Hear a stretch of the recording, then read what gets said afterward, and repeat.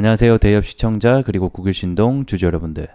저는 구글신동과 관련해서 여러분들이 투자하시면서 알아야 되는 중요한 이슈와 주가 영향을 미칠 만한 요소들 하나하나 전달해드리는 멘토 이진욱입니다. 자, 국유신동은 최근에 이 구리 가격 상승과 하락에 또 직접적인 영향을 받고 있는 기업이죠. 그래서 현재는 우리가 계속해서 이 구리와 관련된 이슈라던가 뭐 가격적인 측면을 체크를 해봐야 될 것 같습니다.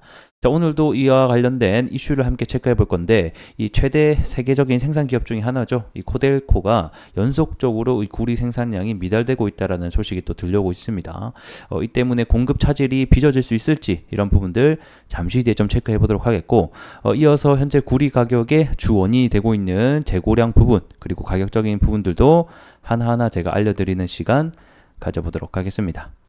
자, 구리 이슈와 관련해서 뉴스 함께 체크해 보도록 하겠고, 이어서 구리 가격과 재고량까지 순차적으로 보도록 하겠습니다.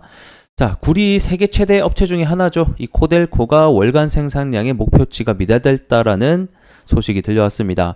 그래도 좀 긍정적인 뉴스가 하나 들려왔네요. 공급적인 측면이 줄어들 수 있다라는 뭐 얘기겠죠. 자, 내용을 보게 되면 기존 목표치 대비 8.6% 모자란 수치를 기록을 하게 되면서 지난 1월부터 5월까지 해서 목표치보다 6.1% 적은 양을 기록하게 됐다라고 합니다.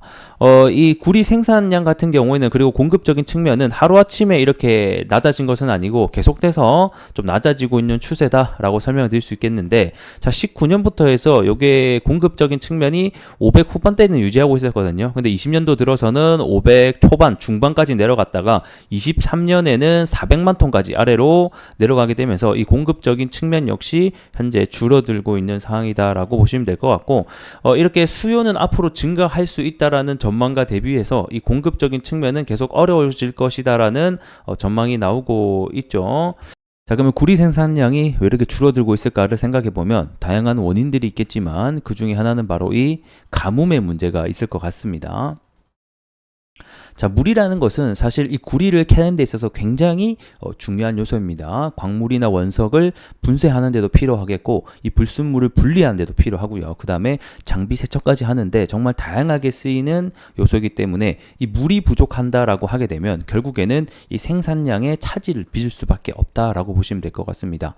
그래서 현재 전 세계적으로 이 광산의 30%에서 그리고 50% 정도가 이 물이 부족한 이 가뭄에 취약한 지역에 위치하고 있기 때문에 현재 이 문제로 인해서 생산량이 줄어들고 있다고 합니다. 그래서 이 칠레의 코델코 역시 이미 극심한 가뭄의 타격을 받고 있기 때문에 이 여파로 현재 한 20년 만에 가장 작은 구리의 생산량이 계속해서 진행이 되고 있다고 합니다. 그래서 아래 내용을 보게 되면 뭐 때문에 생산량이 줄어들겠다, 이상기후 현상으로 인해서 곳곳에 가뭄 현상이 벌어지면서 구리 생산량의 차질이 빚어질 것이다 라는 전망이 나오게 되는 거죠. 그래서 뭐 오는 2050년까지 이 구리 광산의 54%와 코발트, 리튬의 같은 14%가 가뭄으로 인해서 생산량이 줄어들 것이다 라고 내다봤습니다.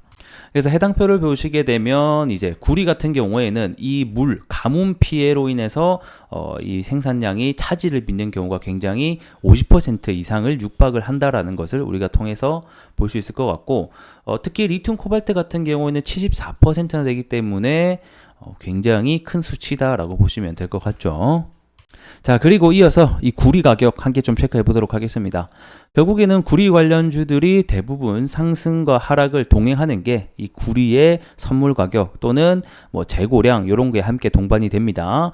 현재 구리 가격이 5월달 중순까지 최고점을 찍고 나서 연일 좀 하락을 해주고 있죠. 이 하락에 대한 가격 조정의 가장 큰 원인은 제가 말씀드린 적이 있는데 바로 이 구리 재고량이 문제가 되고 있다라고 설명을 드렸습니다.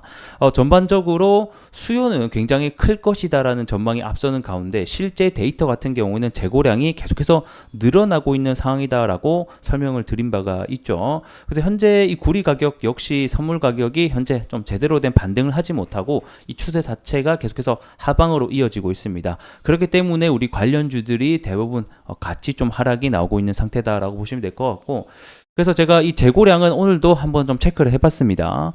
현재 6월 26일, 27일 기준으로 했을 때는 이 재고량이 줄어들지 않고 계속적으로 좀 늘어나고 있는 상황이다라고 보시면 될 것 같죠. 그래서 이 재고량이 제가 줄어드느냐 안 줄어드느냐가 결국에는 이 구리 가격 반등의 시발점이 될 수 있다라고 다시 한 번 더 설명드리겠습니다. 그래서 이게 재고량이 이제 줄어드는 시점부터 다시 한 번 더 구리 가격이 좀 재반등이 나오는 시점이 될 것 같아 다시 한 번 더 말씀드리겠고, 그래서 이게 이제 재고량이 계속해서 올라간다라고 하면 지금은 뭐 추가 매수를 한다던가 우리가 신규 진입을 하기보다는 조금 더 지켜봐야 되는 상황이다라고 보시면 될 것 같습니다. 자, 차트 빠르게 보도록 하겠습니다. 한 차례 여기 그동안 지켜줬던 지지선을 좀 이탈을 했습니다. 그죠? 얼마 전에. 자, 그리고 나서 현재는 조금 소폭 반등이 나오고 있는 모습이긴 하지만 여전히 이 가격대 위로 좀 올라와 주지 못한다라고 하면 이 하락에 대한 하방 경직은 계속해서 좀 이어질 수 있다는 점도 우리가 알고 있어야 될 것 같고, 그렇게 하방 경직이 이어진다라고 봤을 때 1차적으로는 이 코로나 위기 때 있었던 이 가격대를 좀 지켜주는지 여부가 우리에게는 첫 번째로 좀 중요한 가격대가 될 것 같습니다.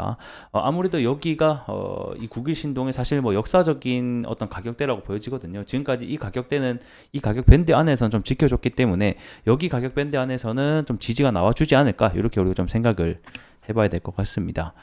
그리고 이제 전체적인 시장 분위기를 보게 되면 이구산업이 어제 그리고 엊그저께까지 해서 좀 주가가 반등이 나오는 모습세를 보여줬었다. 이 때문에 주가가 좀 같이 상승을 해줬었고, KBI 메탈 역시 구리 관련주인데 요 녀석이 좀 주가 상승이 크게 나와주게 되면서 함께 좀 동반 상승을 해준 게 아닌가 싶습니다.